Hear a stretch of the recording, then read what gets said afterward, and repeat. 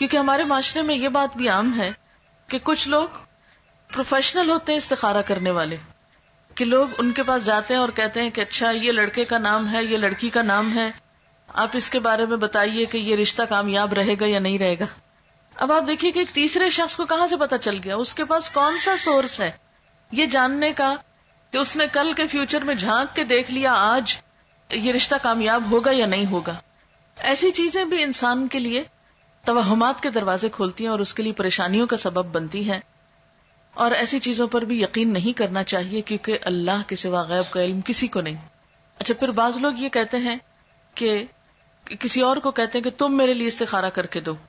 اب آپ دیکھیے استخارے کی دعا میں لکھا ہے یا اللہ اگر یہ بات میرے لیے اچھی ہے تو کر دے. اب اگر کوئی آپ کے لیے استخارہ کر رہا ہے تو وہ کیا پڑھے گا کہ میرے لیے اچھی ہے تو کر دے، یا زیادہ زیادہ یہ کہے گا یا اللہ اس کے لیے اگر اچھی ہے تو کر دے.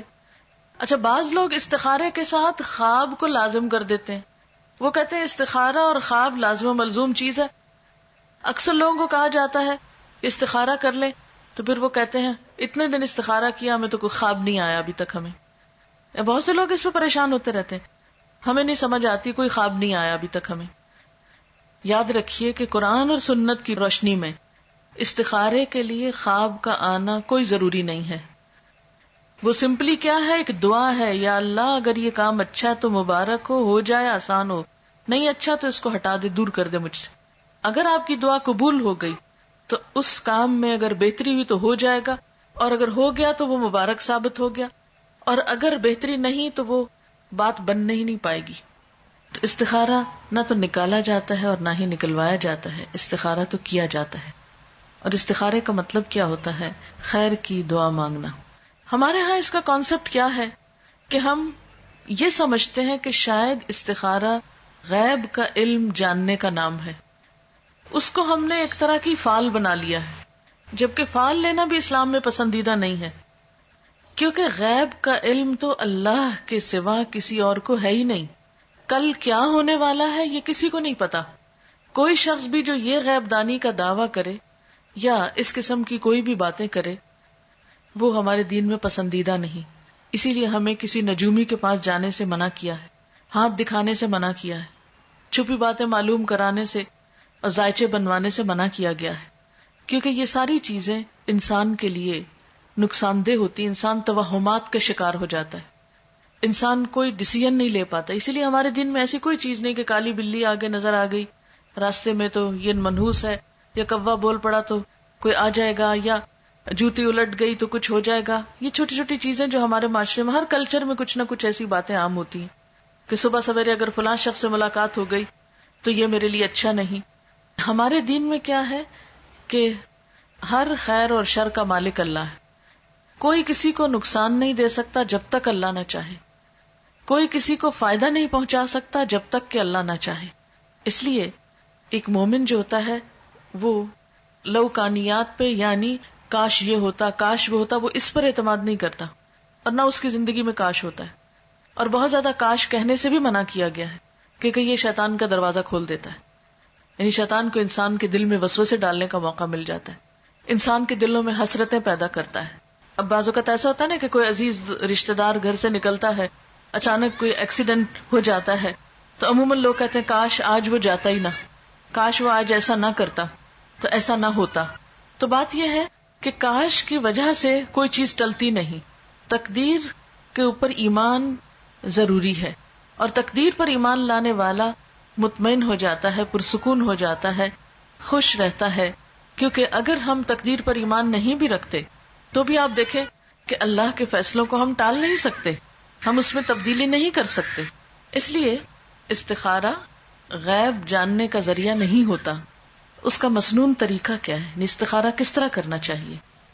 استخارہ زندگی میں جب بھی انسان کو کوئی اہم کام پیش آئے، کوئی اہم معاملہ سامنے آئے، تو اس موقع پر انسان کو 2 نفل پڑھ کر دعا مانگنی چاہیے.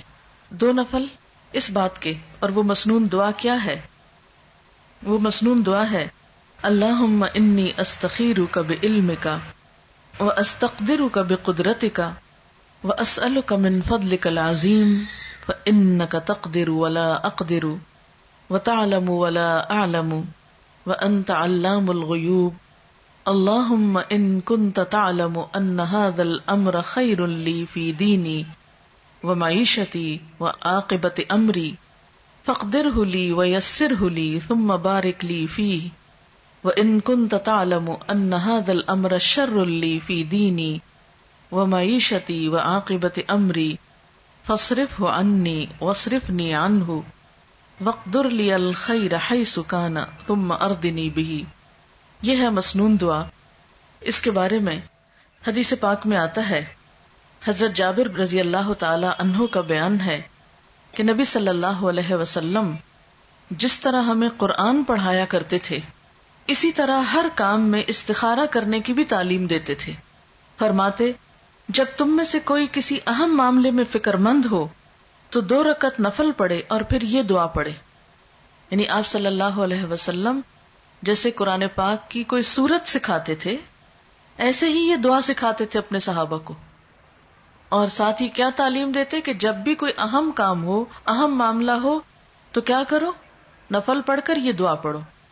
اہم کاموں میں خود مثلا جس کی شادی ہے، شادی ایک اہم فیصلہ نا زندگی کا، جس کی شادی ہے وہ خود بھی پڑھے یہ نفل اور ماں باپ بھی پڑھے، ماں یا باپ دونوں میں سے کوئی ایک پڑھ لے. اس کا ترجمہ کیا ہے اور یہ کیوں پڑھا جائے؟ نبی صلی اللہ علیہ وسلم نے فرمایا استخارہ کرنے والا کبھی نامراد نہیں ہوتا، استخارہ کرنے والا کبھی نامراد نہیں ہوتا، مشورہ کرنے والا کبھی نادم نہیں ہوتا، اور کفایت شعاری سے کام لینے والا کبھی کسی کا محتاج نہیں ہوتا. یعنی جو شخص مشورہ کرتا ہے اس کو پھر شرمندگی نہیں ہوتی، اور جو شخص بچت سے کام لیتا ہے پھر وہ کسی کا محتاج نہیں ہوتا، کیونکہ وہ اپنی ضرورت کے وقت کے لیے پہلے سے ہی تیاری کر کے رکھتا ہے. اور اللہ تعالیٰ سے استخارہ کرنا یعنی ایک طرح سے مشورہ کرنا بھی ہے اور خیر کی دعا مانگنا بھی ہے. یہ انسان کے لیے ایک سعادت کی بات ہے کہ وہ کسی اہم معاملے میں اپنے رب سے مشورہ کر رہا ہے اور پھر اس کے فیصلے پر راضی ہے. اور آپ جانتے ہیں کہ تقدیر پر راضی ہونا جو ہے، تقدیر پر راضی ہونا یہ ایمان کا حصہ ہے. جب ہم استخارہ کرتے ہیں اور اس کی دعا پڑھتے ہیں تو اس کا مطلب کیا ہے؟ دعا کا ترجمے سے ہی آپ کو پتہ چل جائے گا. ترجمہ ہے خدایا میں تجھ سے تیرے علم کے واسطے سے خیر کا طلبگار ہوں، تیری قدرت کے ذریعے تجھ سے تیرے عظیم فضل کا سوال کرتا ہوں، اس لیے کہ تو قدرت والا ہے اور مجھے ذرا قدرت نہیں، تو علم والا ہے مجھے علم نہیں، تو غیب کی ساری باتوں کو خوب جانتا ہے. خدایا اگر تیرے علم میں یہ کام میرے لیے بہتر ہے میری دین اور دنیا کے لحاظ سے اور انجام کے لحاظ سے تو میرے لیے اسے مقدر کر دے. یعنی جب کسی بھی کام کے لیے ہم استخارہ کریں تو اس کو ذہن میں رکھنا چاہیے کہ اگر یہ چیز میرے دنیا اور آخرت کے لحاظ سے اچھا ہے تو اس کو میرے لیے مقدر کر دے، یعنی میری قسمت میں کر دے، میرے لیے اس کو آسان کر دے، میرے لیے اس کو مبارک بنا دے. اور اگر تیرے علم میں یہ کام میرے لیے برا ہے میرے دین اور دنیا کے لحاظ سے اور انجام کے لحاظ سے تو اس کام کو مجھ سے دور رکھ اور مجھے اس سے بچا کے رکھ اور میرے لیے خیر اور بھلائی مقدر کر دے جہاں کہیں بھی ہو، پھر مجھے اس پہ راضی بھی کر دے. کتنی خوبصورت دعا ہے. یہ ہے دراصل استخارہ کہ اللہ اگر تو یہ چیز میرے حق میں اچھی ہے تو اس کو آسان کر کے مبارک کر دے، اور اگر اچھی نہیں تو اسے ہٹا دے مجھ سے اور مجھے اس سے ہٹا دے. اب آپ سوچئے کہ اس استخارے کی دعا کا نتیجہ کیا ہونا چاہیے؟ یہی نا کہ یا تو کام ہو جائے یا پھر نہ ہو. اگر ہو جائے تو پہلے سے ہی ہم نے دعا مانگ لی کہ اللہ اب یہ ہمارے لیے بہت اچھا ثابت ہو، اور اگر نہیں ہوتا تو بھی ہمیں اس پہ راضی ہو جانا چاہیے، تسلی ہونی چاہیے کہ اللہ کو منظور نہیں اور اس میں ضرور ہمارے لیے کوئی بہتری ہے کہ اس کام کے ہونے کا سبب نہیں بنا.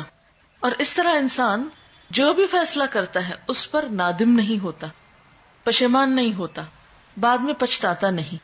اگر کام کرنے کے بعد انسان سمجھتا ہے کہ بہت اچھا رہا، سب ٹھیک ہو گیا اور اچھا رہا، تو بھی کیا سمجھتا ہے کہ یہ میرے رب نے مجھے عطا کیا ہے، اس کو کوئی تکبر نہیں آتا اس پر. اور اگر کام ہو جاتا ہے اور بعد میں دیکھتا ہے کہ اس کا نتیجہ اچھا نہیں نکلا تو بھی اس میں ندامت نہیں ہوتی کہ میں نے تو اللہ سے دعا کی تھی، اگر پھر بھی ٹھیک نہیں ہوا تو اس میں بھی ضرور میرے لیے کوئی سبق ہوگا. کیونکہ قرآن پاک میں یہ بھی آتا ہے نا، عسیٰ ان تحبوا شیئا وَهُوَ شَرٌّ لَكُمْ وَعَسَىٰ أَن تَكْرَهُوا شَيْئًا وَهُوَ خَيْرٌ لَكُمْ. ہو سکتا ہے کہ ایک چیز تمہیں بہت پسند ہو اور وہی تمہارے لیے اچھی نہ ہو، اور یہ بھی ہو سکتا ہے کہ ایک چیز تمہیں بالکل اچھی نہ لگتی ہو، تمہارے دل کو نہ بھاتی ہو، اور اس میں تمہارے لیے بہت بڑی بھلائی ہو. اس لیے آپ صلی اللہ علیہ وسلم نے کیا فرمایا کہ استخارہ کرنے والا کبھی نامراد نہیں ہوتا. اچھا، اب آپ دیکھیے کہ جیسا کہ آپ صلی اللہ علیہ وسلم نے فرمایا ہے کہ خدا سے استخارہ کرنا اولاد آدم کے لیے سعادت کا باعث ہے. تقدیر پہ راضی ہو جانا بھی اولاد آدم کے لیے سعادت یعنی خوش قسمتی کی بات ہے، اور انسان کی بدبختی یہ ہے کہ وہ اللہ سے استخارہ نہ کرے اور خدا کی قضا پر یعنی تقدیر پر ناخوش ہو. یہ بدبختی کی بات ہے. اچھا، یہ ہے استخارے کی روح اور یہ ہے اس کی جسٹ.